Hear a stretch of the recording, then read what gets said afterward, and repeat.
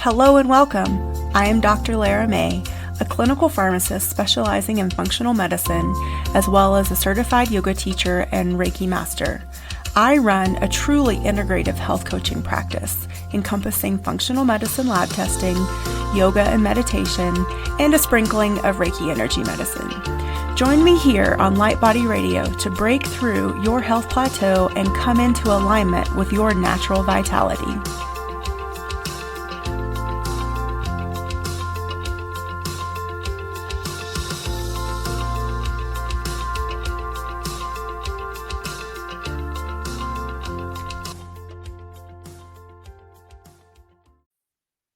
Hello and welcome to Light Body Radio. I'm your host, Dr. Lara May, and today I have with me Kevin Kraft, a musician, sound healer, and children's book author of Om, with lots of M's.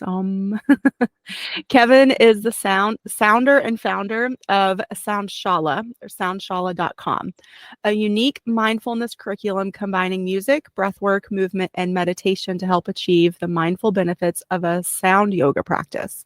This is evident in the soundscape of voice, gongs, crystal and Tibetan bowls, drums, and other instruments that help us relax and release deeply into balance. Welcome. Thank you, Laura. I really appreciate you having me. So I always like to start by having our guests just, expound a little bit on their background and their journey and how they came to be doing what they're doing today, which for you is, this platform and your sound healing. So tell us how you came into this. Absolutely. Well, I am a 48-year-old young man living in the middle of Bend, Oregon. And what I'm doing with my life, doing sound healing, yoga, mindfulness, stillness, in so many different demographics blows my mind. If I look back of how I was as a child, no voice, no confidence, to see the journey one can go through, it's incredible. So I spend my days in the realms of sacred music and creating space for people to really feel supported to go within and journey within and explore within and understand the mind and understand how crazy our minds are. And that's just, it's a fascinating journey inside. And I find we spend so much of our energy externally focused in so many different directions. It's equally as fascinating to explore inward. So. Absolutely. So for our listeners who might not be so familiar, or maybe those that even think, well, sound healing, isn't that sort of like self-evident, like kind of obvious, like what it is? Like, what is it from your perspective, and or how do you use it and implement it? Yes. Oh my gosh. Thank you. Yeah. Well, first off, yeah, I think all music is potentially sound healing. All sounds are potentially healing. But we hear through our whole body. We don't just hear through our ears, right? We hear through every cell. We hear energetically. Some of us hear through colors. And hearing is really, I think, a metaphor for listening. I think that's maybe better. And when we say listening, I further into awareness. So it's just these levels of awareness that we most closely associate with hearing. But we can keep going down. What's the sound beyond the sound? What's the sound beyond the sound? What's the sound beyond the sound? We can keep going there. So when we I think that the secret sauce is when we have an intention with music that scientifically is proven to slow our brainwave state, we can access our subconscious. We can release of so many things, and we can open up to so many things. So we can have conversations about what is released or what is called in, but really we are finding our authentic, relaxed state energetically. And that's the best way. And I think sound, there's other ways to arrive there. Sound is not unique, but sound is really open to everyone, right? Most of us live in the world of sound and are open to it, especially when it's free of dogma or religion. or you must or you should. These are just sounds. So it's just energy interacting with energy. Mm-hmm. Um, and so when we talk about the brainwave states, because I Hmm. think that is something that people probably are not that familiar with, unless they're a practitioner of this. Like I'm definitely one of those people. I'll go on YouTube depending on like what I want to achieve, and I'll try to find some of that music to get my brain into that state. So whether it's like delta for deep sleep or alpha for creation, can you go into those brainwaves or Yeah. states and like expound on that a little bit? Yeah, and I love talking about this, especially if someone has never been to sound healing, because I think a lot of people relate to this concept that we're all going, going, going. We're doing, doing, doing. We go, go, go, right? And we now understand that stress connects to disease, which leads to disease, right? I think a Yeah. lot of us are connecting these dots there, right? But I don't know if if society is really connecting dots with, wow, we can actually be aware of our brainwave state and actually slow it down. So meditation is, one of the best ways to slow down the brainwaves. But we have five main brainwave states. Right now, we're talking, we're listening, and engaging. We're predominantly in the beta wavelength state. And beta doesn't mean that's the only wavelength state. We're still giving off the other four brainwave states, typically measured from four parts of the brain. So it's an average, but we're in predominantly a beta wave. And if you look at a graph, it's fast, it's moving, right? Mm-hmm. And most of us stay in that state far too much. And we go in that state all along, and then we crash at night, and then we go into delta. So we're going from beta to delta, and we're really not exploring the opportunities, the creativity, the sweetness of alpha and theta. And in our sound baths, it's gongs do a really amazing job. Within a couple of minutes, we can shift brainwave states into the predominantly, theta brainwave state. We're not all hooked up to sensors. This isn't a class, but we know that we're in theta. Mm-hmm. There are some things, and we can talk about that. But that's the theta state, is that place where our body thinks it's going to be asleep for 8 to 10 hours. So it naturally kickstarts all the things to restore and heal from a day of doing and being active. So I don't like to say we're tricking the body, but we're allowing the body to find that deep reset, that deep rest, sinking deep into the parasympathetic nervous system, and allowing all of the body to say, okay, now it's safe to turn on all of these mechanisms. So 30 minutes of a sound bath is like 2 to 3 hours of sleep at night. And please don't believe me. Go to a sound bath and see Mm-hmm. if that works for you. It doesn't work for everyone, but yeah, don't believe me on that. Try that. Um, and so it's this, and it's really the magic of the theta wavelength, theta state. It's where plant medicine journeys happen. It's where near death experiences happen, outer body experiences, just incredible creativity. So it's this place that is, I think we're just opening up to that. This is our sandbox, and we are becoming aware of it, perhaps for, the first time in a long time. So through sound. Yeah, absolutely. I mean, so this is just for clarification for all of you out there listening. Like these things have been studied and known in the scientific realm and world, and even our government for many decades, actually. And so I think what's amazing is that we, I guess, lay people, I'll say, are now starting to research, understand, practice, and bring it to the public, like what you're doing. And so it's really demystifying and making it accessible and opening up, I think, this new realm of, self-empowerment and, self-awareness, self-treatment.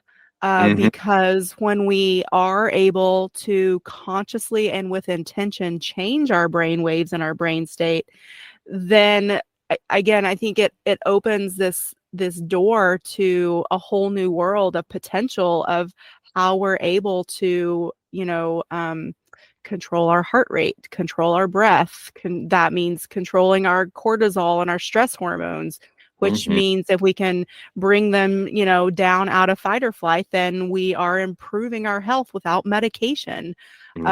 So it's the implications, I think, are fantastic and vast and amazing. And it's just a Yeah. matter of, getting the message out there. And then again, like you said, like, don't take our word for it. Like, go try it because it is amazing. I love going to local sound bath experiences and sound healing experiences in Truckee and Lake Tahoe.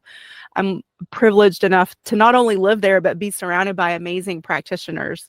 I would imagine So your area has yeah, some amazing class. yeah.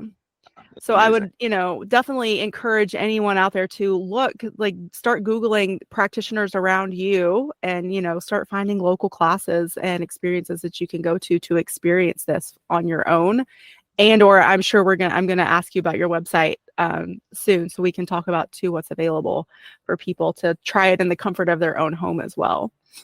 Absolutely. One thing, a lot of people, I think, perhaps are a little reluctant to try a sound bath. Perhaps they think it's a little too woo-woo or too cosmic. And it can be very woo-woo and it can be very cosmic, but it's Mm-hmm. a very individual experience. So if that cosmic woo-woo is happening inside then it's it's not so woo-woo. It's an individual experience. But this also works on the very non woo side. Like, if I ask almost anyone when we do large classes, I'll ask the group, like, how many people believe everything that they think? And almost unanimously, no one believes everything that they think, right? And so Mm-hmm. this concept of illusion or story is kind of the center of yoga, or one of the main pillars of yoga. And it brings that teaching to our crazy society, is like, what is true and what is real in the now. and Mm-hmm. and wow, it's really hard to know what is real because I can feel my brain spinning, or I can feel my world spinning. So we're things are getting, I think, so fast that we can actually feel this spin, and therefore hopefully now know that we really effectively, through sound waves and intention, can slow things down and really support us in meditation practices that so many people are terrified to try. Yeah, it's fascinating. It is fascinating, especially too, because we're all really just vibration. Like, we're all sound, we're all frequency. Every single cell in our body is made up of protons, neutrons, and electrons, and those are just particles moving at different speeds and frequencies to create what we see as matter. But Mm, really, again, there's more space in an atom in one single atom than, so it's very interesting that we live in a physical world that's so filled with space and energy and frequency and movement that seems mm, so solid to us. So I think it's interesting, and I think that's why when you start attending these practices or implementing this in your weekly or daily life, it brings you closer back to who you are at your core, that who, like, your intuitive, your soul really knows and understands, sort of like who you were before we became this human being. If we're going, I guess this is where the direction that we're going. mm, And so there is almost like this feeling not only of peace and relaxation, but maybe like a feeling of like even like coming home. And that maybe that's also why that once we get into the habit and start recognizing, like, oh, okay, this is a natural state. I can release, I can relax, I can let go. mhm, This, more of like a native state of being instead of the on of the beta all the time. mhm. Yeah. I love to show people, they have a ton of videos online. If you type in blood test before a gong bath and blood test after a gong bath, and before a gong bath, the blood cells are all really clumped up and stagnated. They're not flowing, and it looks like a horrific, like, train wreck, really. And then after the gong bath, they are free flowing. They have good shape. And it's just like, so it's an instant connection that these vibrations from the gongs and other instruments, vibrations onto themselves, are literally going through us and gently vibrating our cells, ridding it of any stuck energy. And then we take that more to the macro level. If we feel like we're in a funk or a bad mood or unhealthy or stressed out, right? I think of these things in terms of a wobble. And when you go to a sound bath, there are harmonics, there are intention, and there's space holding that allows a potential resonance to happen between your vibrating body and then the high vibrations of these instruments and the intention of the class. So it's like we're tuning forks. And and especially when we do this as community and among people holding the intention of I want to be balanced. Balance happens, you know. So Yeah, and then also what I love specifically about what you're doing, and then, for most practitioners that are doing this in a community, it is creating that community. And so we're coming together, and even if you've never been to an experience before, when you show up, you're invited to have an intention, to create an intention. If you don't know or don't have one, that's okay. You're invited to just participate in the intention of the group, which is usually like whoever's leading the experience. And even that is you're saying yes to the universe. You're saying yes to open yourself up to the possibility of something new and something different. And so just those tiny little actions and steps and that tiny willingness can be the impetus of so much amazing change for yourself. It can be really powerful. yeah, absolutely. Yeah. Okay. So you mentioned at the beginning the concept of listening, and that we don't just listen with our ears. So I want to talk about that a little more, because too, what I'm curious about is if you're not able to go to an experience, how is it the same if we have, headphones on and we're experiencing a sound bath just through our ears? Can we talk about that difference? Yes. I'm always a little wary when I say they say, because who are they? Who's they? So, Yeah. but it just works so well in English, like in English structure. But they say listening to a digital sound bath is 75% of the live experience. So who knows? Okay. The ways to really make it as close as possible is with good headphones, and I find with most people binaural beats added to a sound bath Mhm. do a good job of helping the brainwave state sink down into the lower frequencies. So Soundshala, we just started putting our digital sound baths. For years, people were saying, what if I can't come to a class?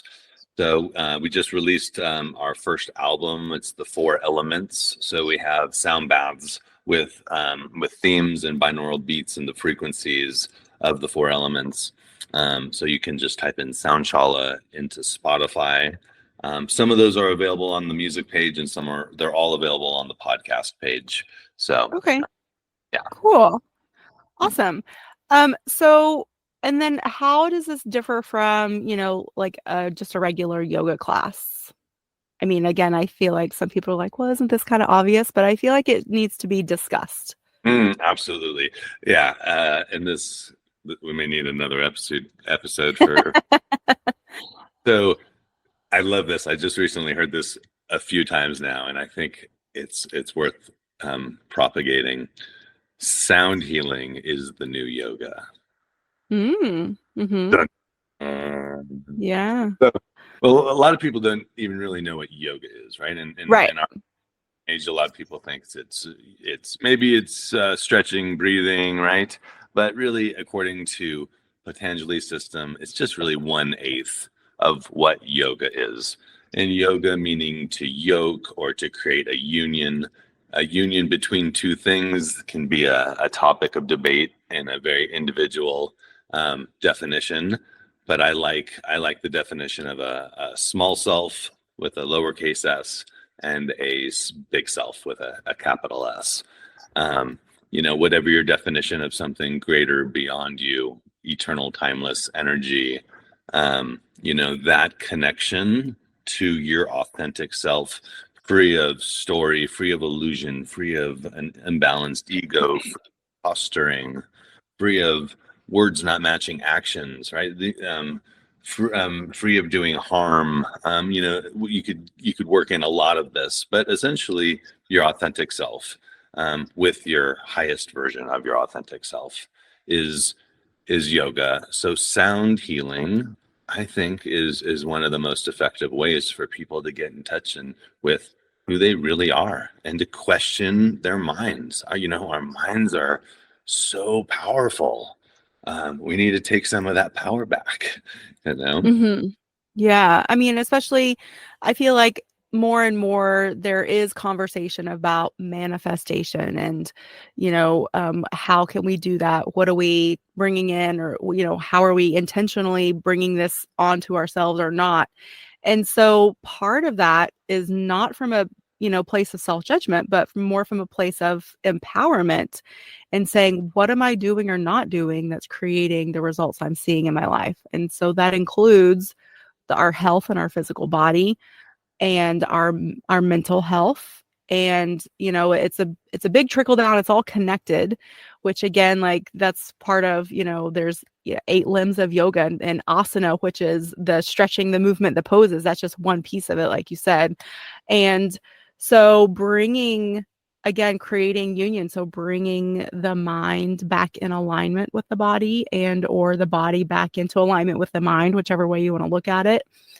And also too, which we haven't really specifically said yet, but one of the other benefits of being present in the room with all of these amazing instruments and vibrations is that the vibrations are going through your entire body. And so you might, come to a class with a tightness or a stiffness or a pain. And it's possible that by the time you leave, that could be dissipated because of not only the vibration of what you're receiving, but also your intention, and bringing that attention, your intention and attention, to that space. Can we talk about that too? Like, when someone shows up, maybe giving them, a little extra oomph about how to amplify their experience, maybe, Mhm. with intention. Yes. So if you've ever meditated in a group setting, there's something that's a little difficult to explain, but there is definitely an amplification. There's an ease, there's a support, and it's different for everyone, but there is definitely an amplification that happens when you meditate together. Same thing in the sound bath. This is just a different form of meditation. And so in our classes, there's always a theme that ties the group together, but also allows for a very individual interpretation of that theme. Also, we always do a sankalpa practice. Sankalpa is one of my favorite words. San, or sam in Sanskrit, means same. Samastitihi, or it's in a lot of common yoga words, it means same, or syncopated, which is the translation I like. And kalpa is subconscious. So the sankalpa, or the intention setting process, is really a syncopation with your subconscious. And I love saying that. I love listening to that. Is like, how do we syncopate what we want in life with our subconscious? Mhm. Because we know, science does say that the subconscious really is responsible for the vast majority of how we show up, and Mhm. so much of who we are was kind of predetermined by age 5 or 6 as well. So we are who we are. We work with what we've got. So Mhm. hmm. Yeah. Yeah. But that's not to say that it can't be changed. And this is, it just takes, again, conscious intention and deliberate intention. So, if there's something happening in your life that you're not stoked on, or even maybe if you find yourself in certain patterns that you're, again, not happy about, those can be changed. So Mm. it just, just a little consciousness, a little intention, self-reflection, and then asking yourself, what do you want? What do you want it to look like? What do you want it to feel like? What do you want the experience to be? And sort Right. of, working it backwards. So it's possible. All right. So next I want to ask you about your book. So Mm. how did you come to, and why this? Why starting here with this book? Yeah. Oh my gosh. Well, it really, believe it or not, and I'm opening myself up to this, and I've been around people that seem to do this more and more. But it really came through as like just a kind of a download. I was Mhm. I was writing kind of the inside of an album cover for a music program called Music Mandala 108, where we raise money for um, at need groups and their music programs. And I was a classroom in Sri Lanka was putting together this album, and I was going to just write about the class and the story. And then it just came out totally different. And then when I wrote it and I shared it with a friend said, "This is a story about you." And I was like, "What?" And I wrote it without even consciously being aware of it. And it literally came down in 20 minutes. And it's about me, but it's also about the work I do. It's about a young deaf boy who suddenly starts hearing through his heart. And every Mhm. M in Ohm, that's OHMMMMMMM, if that's seven, um, represents a new word of awareness and self-discovery, be it a mandala or music or movement or the mystical or the mystery. Um, and so it's really this invitation for the kind of the child in all of us to just listen a little bit differently than we have. I think so much of our listening is put on the outside. We have a million ways to work out, and we have just a few ways, it seems, to really explore that inner landscape. Yeah, that's beautiful. I love how the universe works and sort of, like just sometimes we're being pushed slowly and steadily along a path by the universe, and other times it just plops us down Mm, into, and it's yeah, like, here, do this. This is your calling. yeah. Um, but and coming back to that whole concept of listening beyond your ears, uh and getting in touch with our intuition. We're all intuitive beings, I believe. Like some of us have cultivated the skill deeper and than others, but when we meet someone new, or if we're in a situation, our body will tell us, is this good, is this bad? When you get that feeling like, oh, maybe I should get out of here, or oh, like this person gives me the icky, like, ew, like they just don't feel good, Yeah. that's your body telling you that it Mm, is listening. So whether you feel that in your heart, right.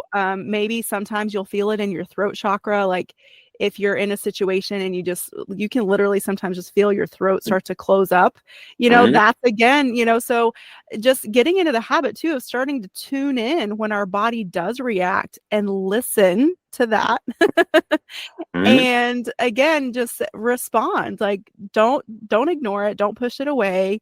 I mean, maybe like if it's not, socially acceptable, appropriate, maybe don't like turn heel and literally run. I mean, if you need to, definitely do, but but then respond appropriately for the situation, but at the same time, like definitely respond.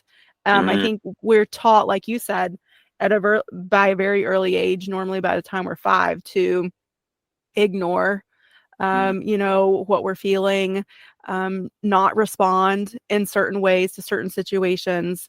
And so no wonder that so many of us are so confused and and like I say this with love, so screwed up.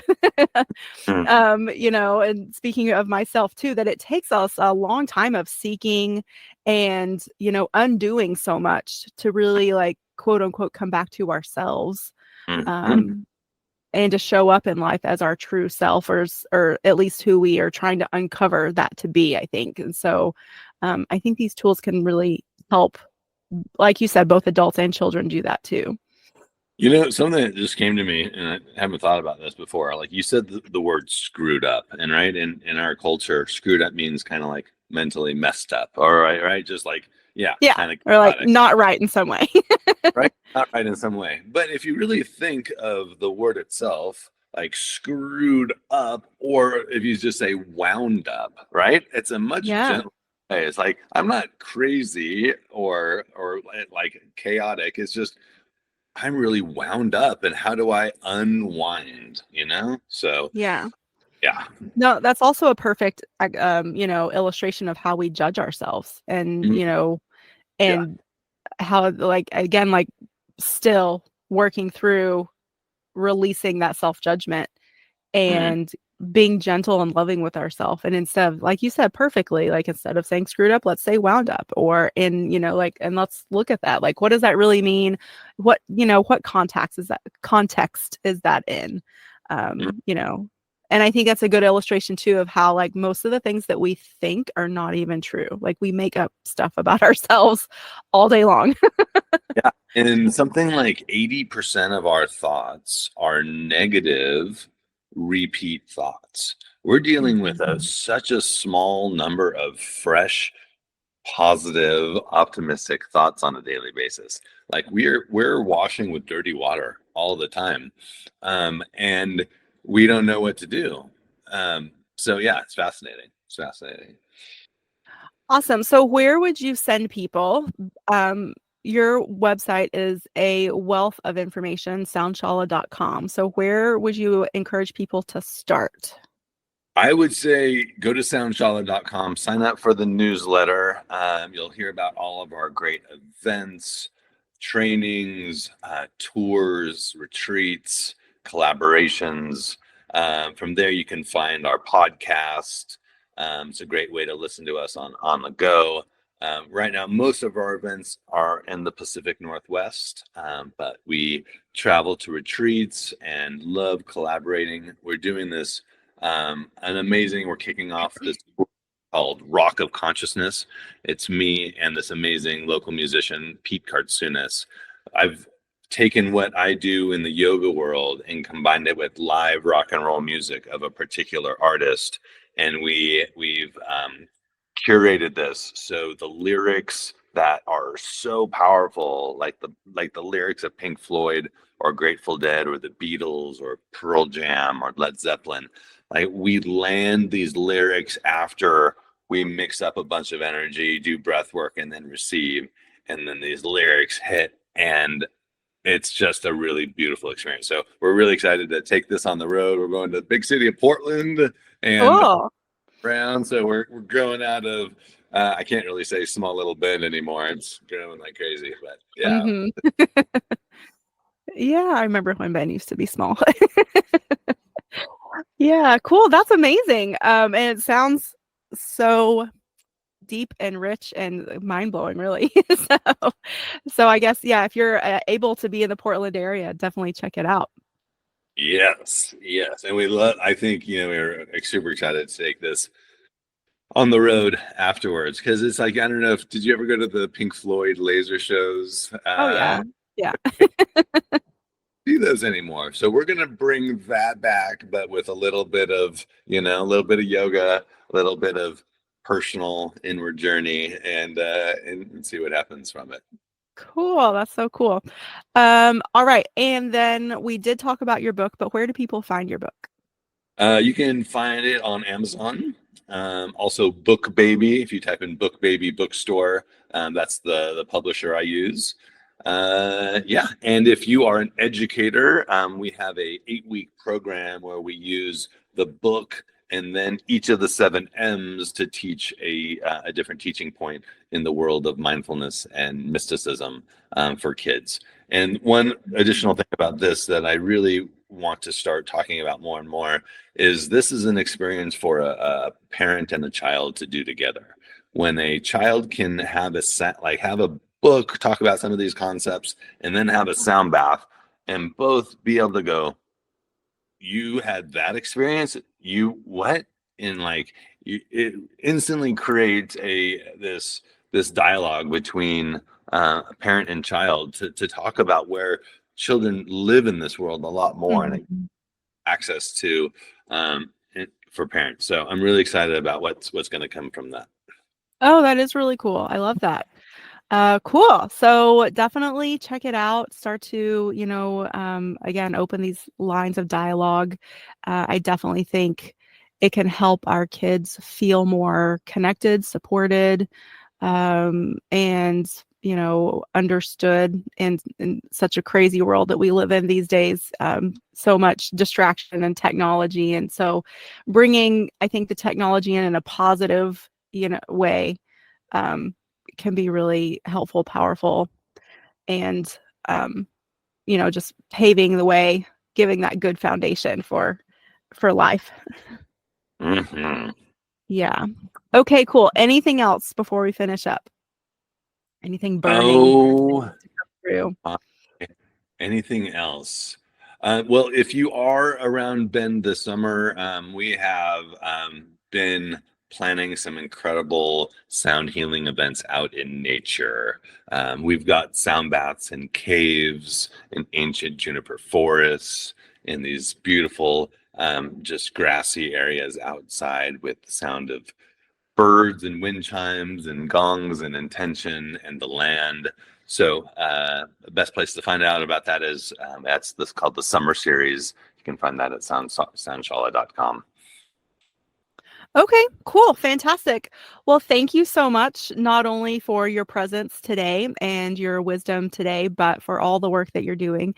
I have a feeling it's going to have vast ripple effects.